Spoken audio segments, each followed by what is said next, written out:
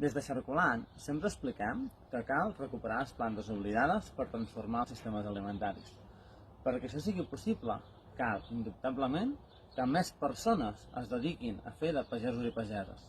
I un dels problemes als quals ha de fer front la pagesia que vol iniciar un projecte és com accedir a les terres. Tenim un territori on cada vegada la terra està en mans de menys persones.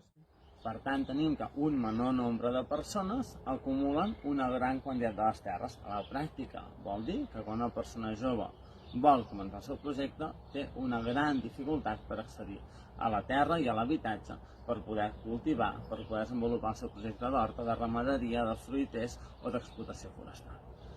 Per això és molt important que neixin projectes com Emprius, una fundació que vol ajudar a recuperar els comuns rurals, per posar al servei de projectes locals, agroecològics, que alimentin a la població local i que cuidin del territori aquestes terres, que en lloc de passar en mans de grans terratinents, de grans corporacions, puguin posar-se al servei de persones que les vulguin cuidar i les vulguin retornar a tota la societat. Per això us animem a fer-vos socis i sòcies de la Fundació Emprius, un projecte que neix ara i que esperem que tingui molt i molt recorregut.